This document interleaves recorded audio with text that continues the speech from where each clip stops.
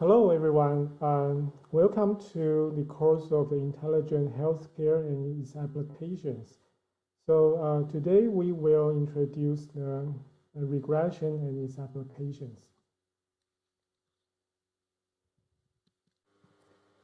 All right, so let's just recap briefly about machine learning we introduced in the last course.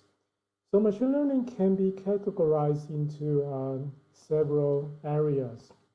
And the most popular one could be the supervised learning, which we will divide the data into several groups. And we will also give these groups a label. For example, we want to build a model to identify pneumonia in the chest X-ray. So you will need a group of the chest X-ray files or imaging data that can be classified into the pneumonia and the non-pneumonia chest X-ray images. So we need to know labels and to tell machine to learn these labels and its associated imaging data. Then we hope that this model will do very well in the unknown images that can tell us whether or not this chest X-ray has pneumonia or not. So that is the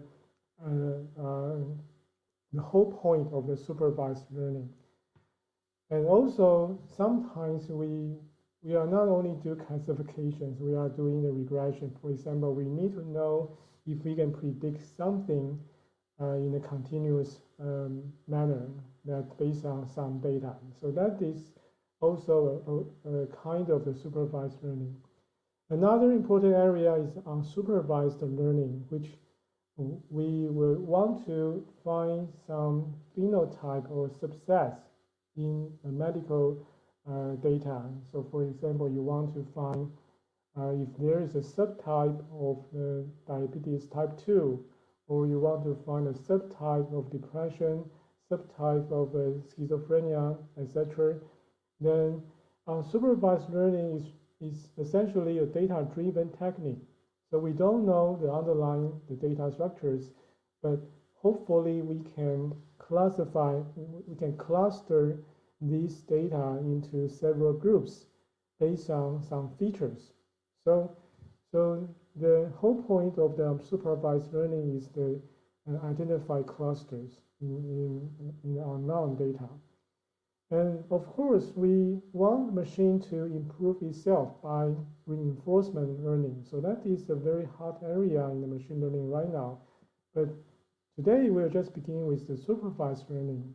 And in the last course, we introduced the several different types of supervised learning. So today, we will begin with the regression.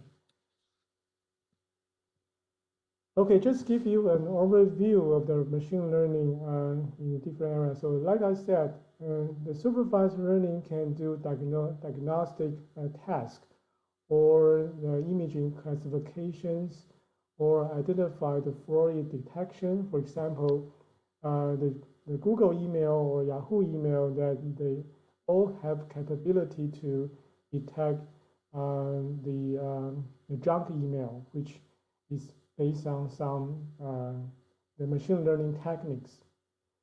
And also, there's another big area in the supervised learning is the regression. So, for example, we want to forecast what's the weather tomorrow. We want to forecast if there is a market crash coming in recent days. We want to know the life expectancy just based on the medical profiles. Also, we want to do some prediction in many fields. So the regression is mainly about the prediction. You want to predict something based on the historical data. And that is very useful in some ways. And also in the supervised learning, then one of the big areas is the clustering methods. So we want to cluster the customers in, for example, in a commercial business. then we will know which customers have different preferences. Also, there is a dimension reduction techniques that can help us to visualize the big data and to reduce the huge amount of the data types into a kind of a simple representations. So that is the dimensionality reductions. And also for the reinforcement learning, then we can use these techniques to improve the AI models. And for example, you can build an AI model to play games. And you can also learn from the error and also learn from the historical games like AlphaGo. So, but today we will just focus on the regression, okay? But before that, I still want to emphasize what's the difference between classification and regression. So, for example, we have student profiles. Then for the task of classifications, we want to determine that whether or not student pass a test based on its profiles. For example, we want for a kind of like entrance examinations, then we will determine some criteria like scoring criteria, like a profile criteria to determine whether or not a student will enter a college or not. So that is the classifications. But in other ways, we want to know what's the position of a student in the populations. So in that way, we want to correlate the student profile to the percentage of like performance in a populations. So that is the regression. And today we will just focus on this part and to illustrate some very important concepts. Okay, so what is linear regression? And like I said in the previous slides, the regression is about the prediction. But before we can predict something, we need a model to learn from the data. So the linear regression, the first important component is the learning part. And in this regression, we can do the supervised algorithm that learns from a set of the training samples or the historical data.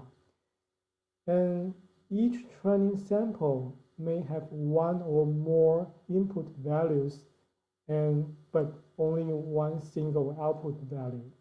So the algorithm can learn in like a line, so you can feed a line to the data, or you can feed a plan to the data, or if you have a multi-dimensionality data, then you can feed the hyperplan that best fits the training samples. So in a linear regression, you may have just one input values, but you can have also more than one input values. But you want to build a model to predict something based on these values. So that is the learning part. For the prediction part, then you want to use your trend model. For example, you already feed a line into the training data. Then you want to know if this line can do something in unknown data sets and see if this line can predict correctly about the response in the unknown data. So this prediction is used to learn line, plan, or hyperplan to predict the output value for any input sample. So that is the important task we want the regression to complete in medical data. But let me just show you one very simple example here. So we know that when you climb the mountain, when you goes higher and higher, usually you will feel the temperature becomes cooler and even cold. So the altitude is related to the temperature. The higher altitude is more colder and comparing to the sea level. So this is the data from the 349 weather stations in Germany and German. So they calculate the average temperature from each weather station, and they also obtain the altitude data for each weather station. So if we plot the relationship between the altitude and temperature, you will see there is a very clear negative association between the temperature and altitude. At the higher altitude, you have got the lower temperature. So in this case, you might want to build a model to predict the temperature just based on the altitude. So this is the tricky part. So in the two variables, then sometimes you don't know the causalities. For example, if you don't know the physical principle behind this altitude and temperature relationship, you might think about that, can we predict altitude based on the temperature? And theoretically, we can do that too. But it's not meaningful because we know that altitude can affect temperature. So that is a tricky part. I want to tell you that before you try to analyze your data, you really want to know what's the physiological or physical meaning of the data, then you can derive the right model here. So in this case, we want to build a model to predict temperature based on the altitude. Okay. So in this case, you can obviously see that we can fit a straight line here that can nicely explain the relationship between the altitude and temperature. But how do we do that line? How do we obtain this line based on the regression? That is the question. So let me introduce the simple linear regression here. And the word simple means that we just have only two variables. One is the response, like the temperature in the previous graph. And we want to use some predictors. In this case, we have only one predictor, which is altitude. So we can write a simple function here, which is y equals to b0 plus b1 multiplied by x1. So here, y is the dependent variable, which is dependent on the predictors here, which we also call the independent variable. So we want to use independent variable to predict the dependent variable. But how do we do that? It is not a one-to-one matching the case. So we need to do some calculations on independent variables, then we can derive the dependent variable. And that is coefficient. So we need to multiply the x1 independent variable by the coefficient, and also we want to add the constant here. So the model just described that if we have an independent variable like altitude here, then we can multiply by something which is coefficient, then also add the constant, then we can find the temperature here. And you can immediately find that the constant could be the sea level temperature, because in the case of the altitude versus temperature, when the x1 equals to 0, which means the zero altitude, which is at the sea level, then there's a baseline temperature at the sea level here. So that is the constant. But when it goes higher, then we will reduce the temperature by a ratio, which is coefficient. So that is a simple linear regression. So just like I said, y equals to temperature, the x1 is the altitude, and the b1 is corresponding to the unit altitude change on the temperature. And that is the important part. We need to find this b1 value, then we can evaluate this model. And the B0 is the sea level temperature. So that is a simple linear regression. So for the case of the altitude versus temperature, how do we find the B0 and B1 here? And so it's very simple. For the B0, you just find the level of temperature at the altitude 0, which is the sea level here. So this B0 corresponding to the temperature at the sea level. And for the B1, which is the unit change of the temperature unit change of the temperature corresponding to the altitude. So we need to find the unit altitude here. So for example, we just say that we want to find how much temperature change in a 1,000 meters altitude change here. So from the 1,000 meter to the 2,000 meter, the temperature change from roughly 5 Celsius degree to the 0 Celsius degree. So we can make a conclusion that the rate of change of the temperature in responding to the altitude change could be minus 5 Celsius degree per 1,000 meters. So that is the B1 here. So based on these two information, we can actually derive an equation that the temperature equals to 10 minus 0.005 multiplied by the altitude.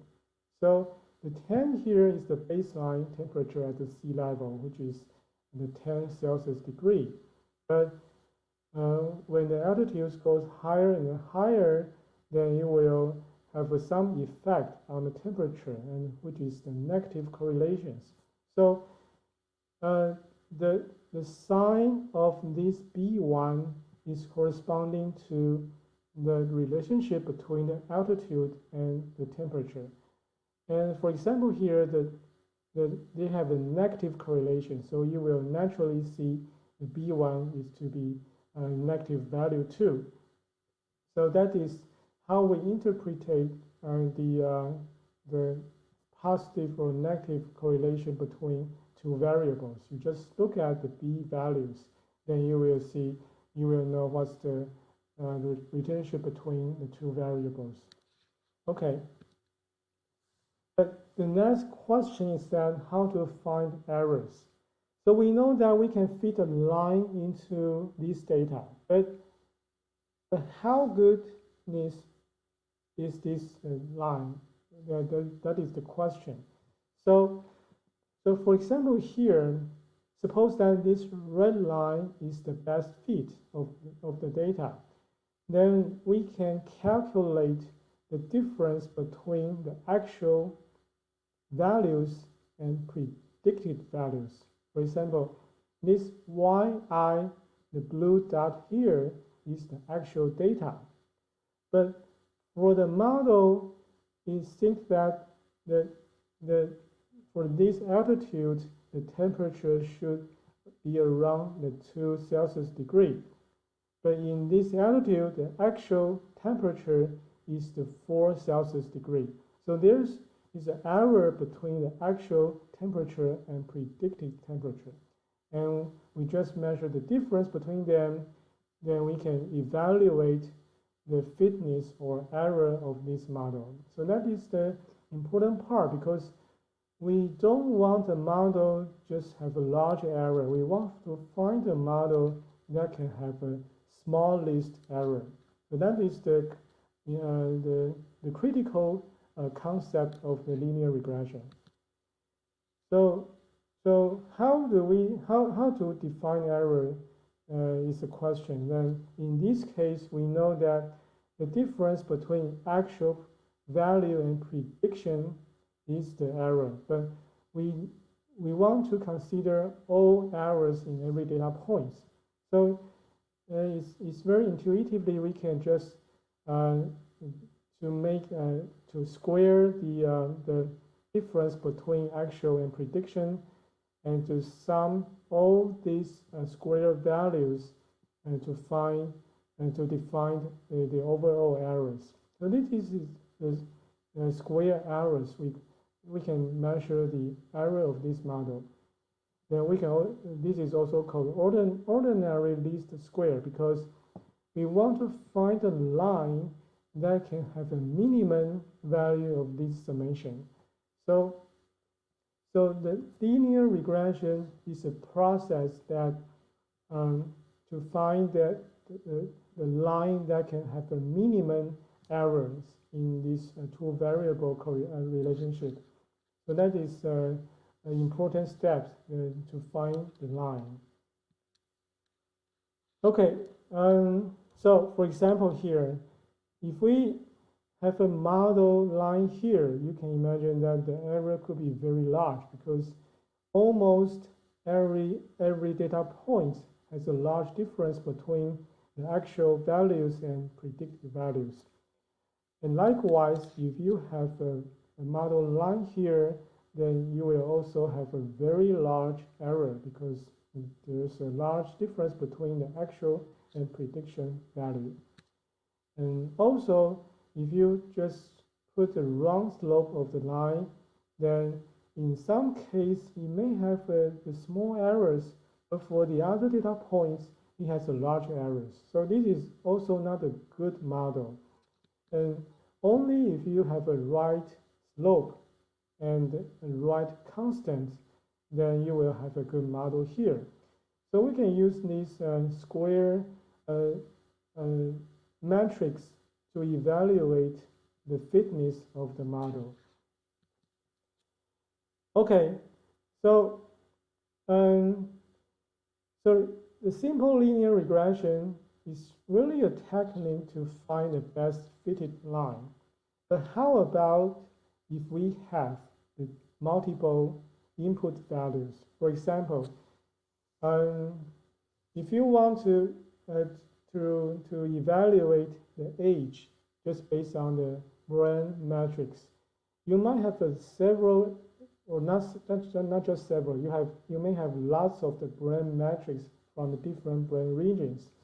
So in this case, we will not only have just one predictor here. We will have multiple predictors. So this is the case of the multiple linear regression. And in this case, we will have multiple terms or predictors, which is x1, x2, x3, and to the xn.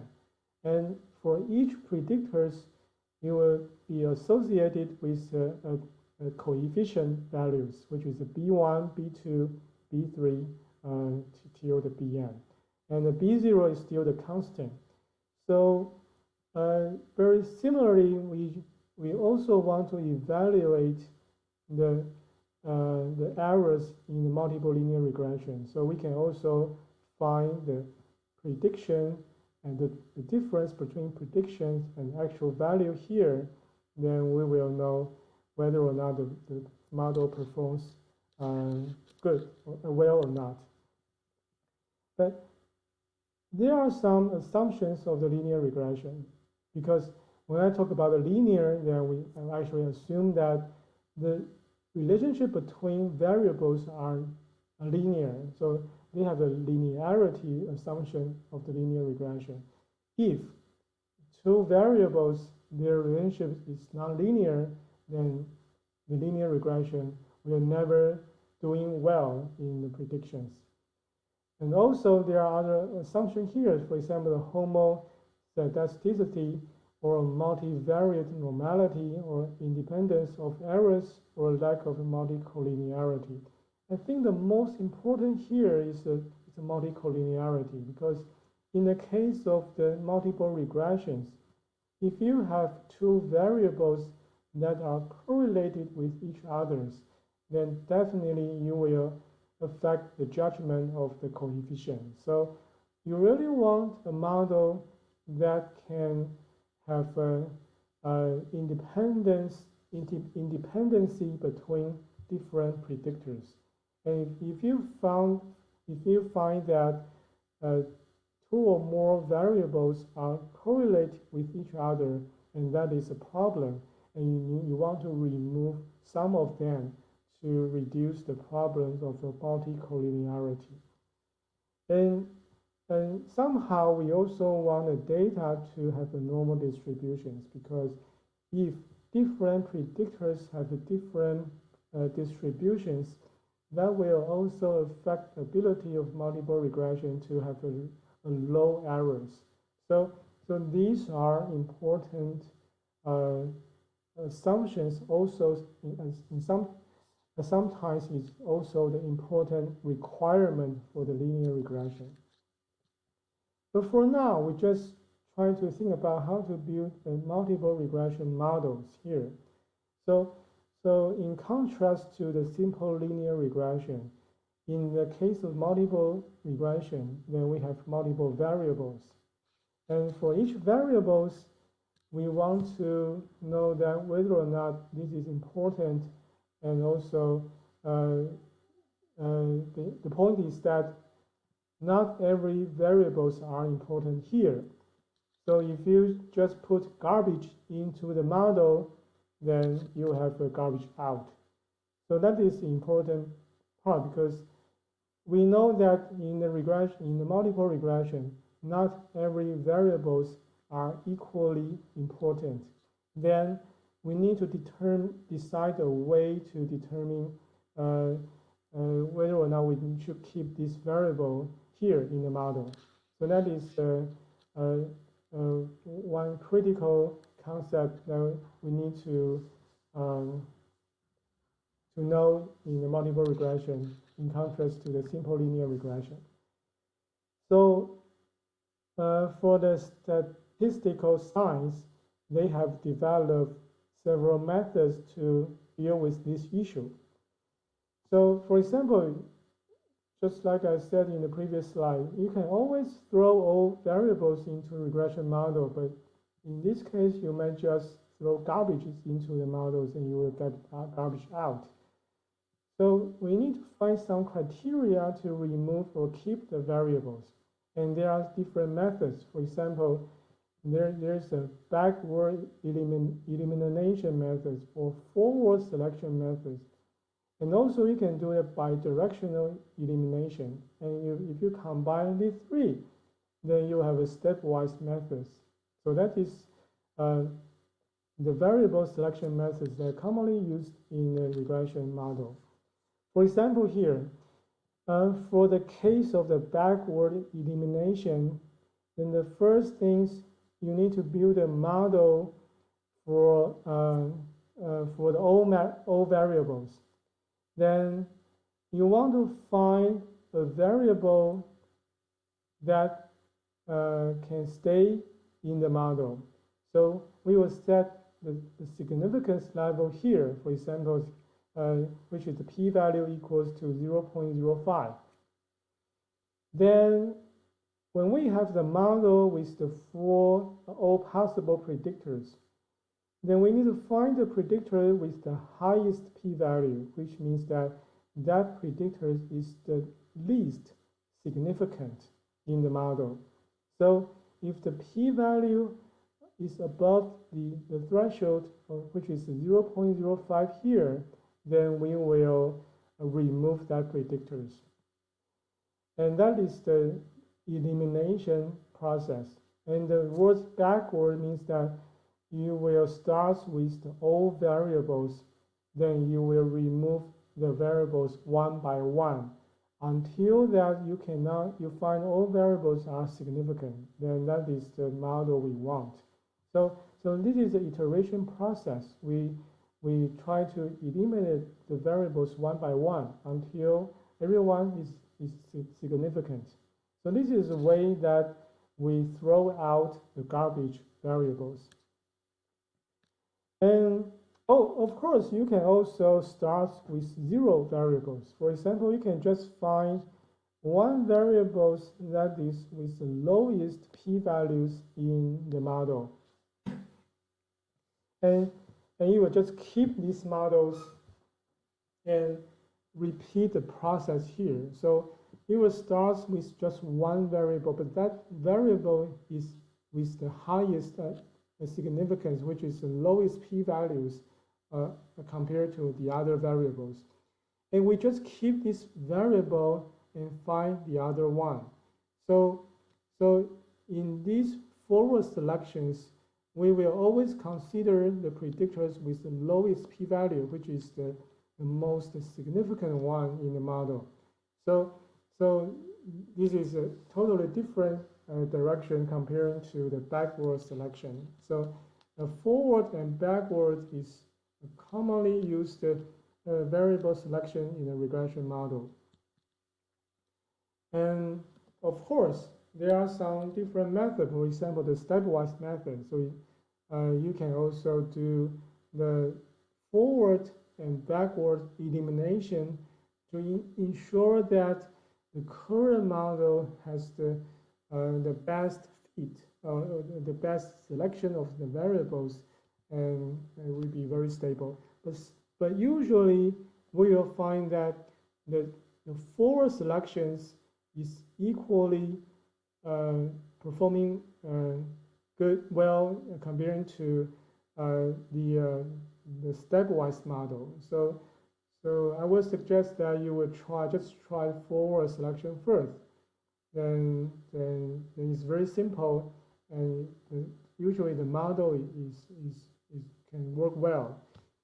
Okay, so here I want to just show you that the difference between the simple linear regression and the multiple linear regression. And also, sometimes we know that the relationship between the two variables may not be just a straight line. They maybe have the curved line here. So we will use a term called polynomial linear regression to fit the data. But there's an essential difference between the polynomial regression and the linear regression.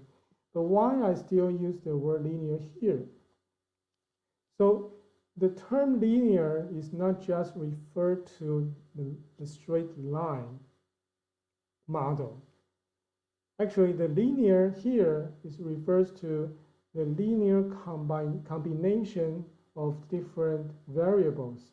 For example, we have a linear combination of x1, x2, x3, and till the xn.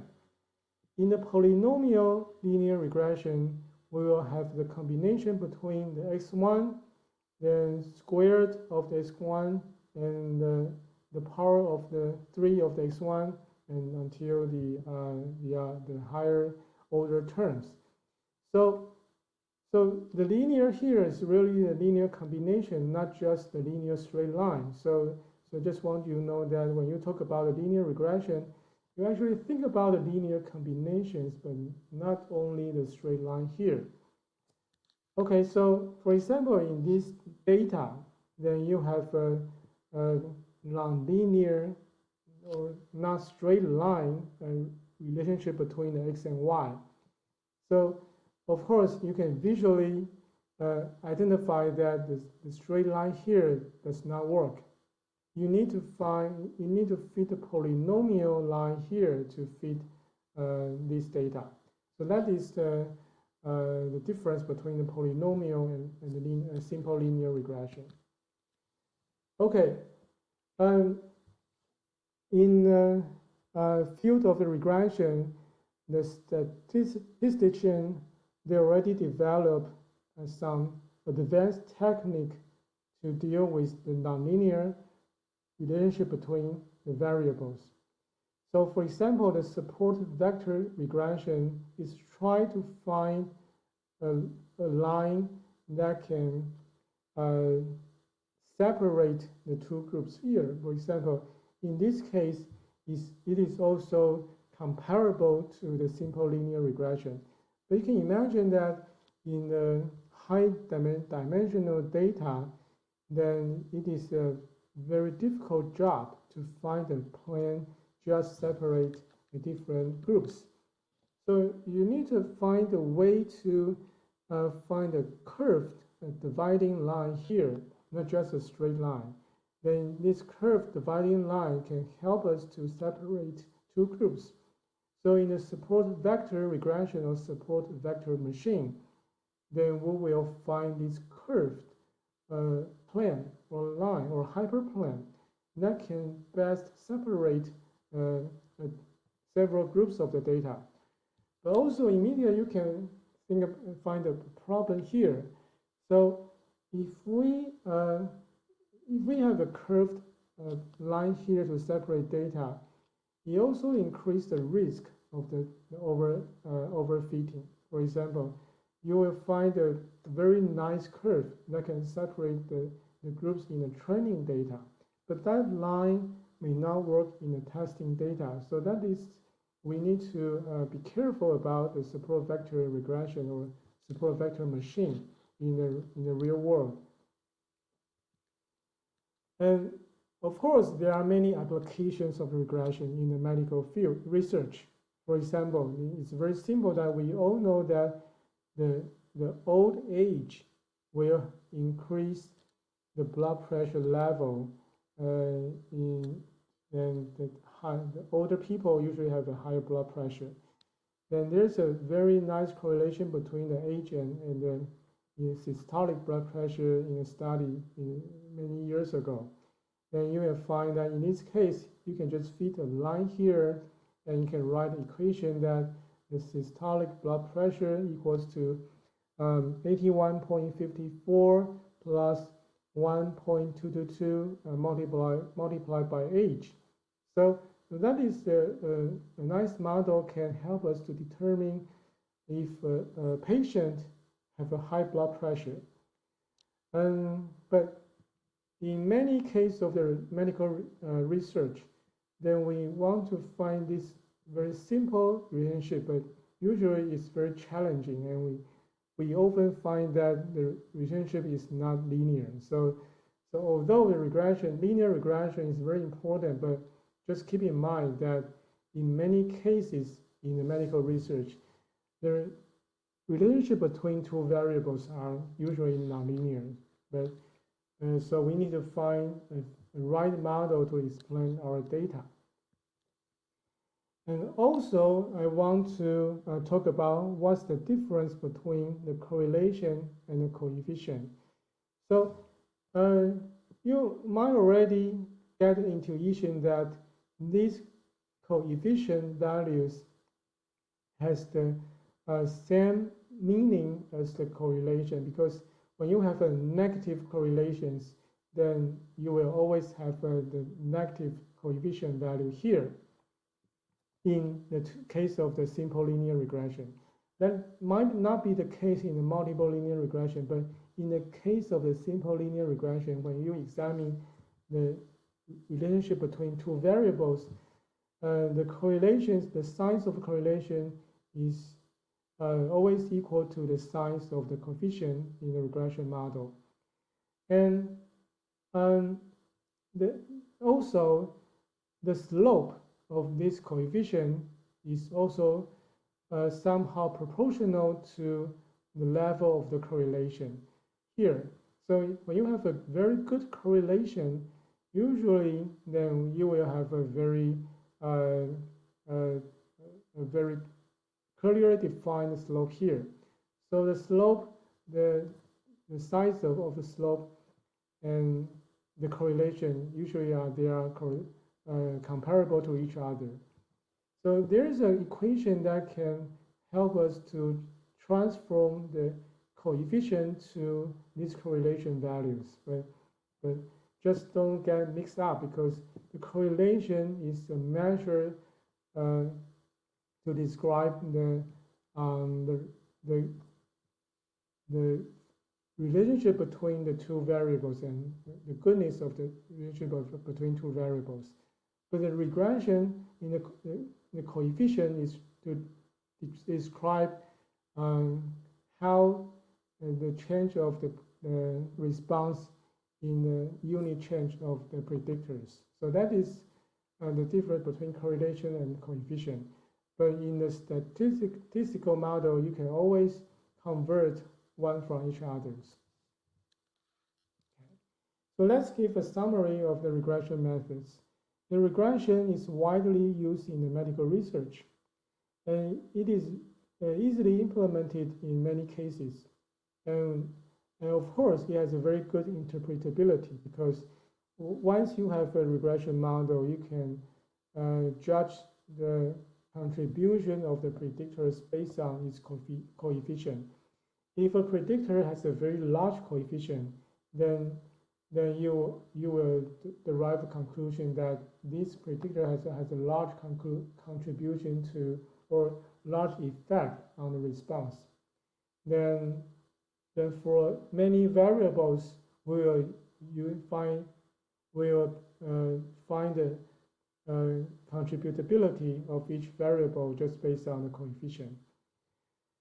And also, there's a limitation here. So like I said, if you just use a linear regression in the real world data, then most likely you will have a data with a nonlinear relationship between two or more variables. And for the linear regression, you will have the limited learnability because it cannot adjust itself based on the nonlinearity or nonlinear relationship between variables.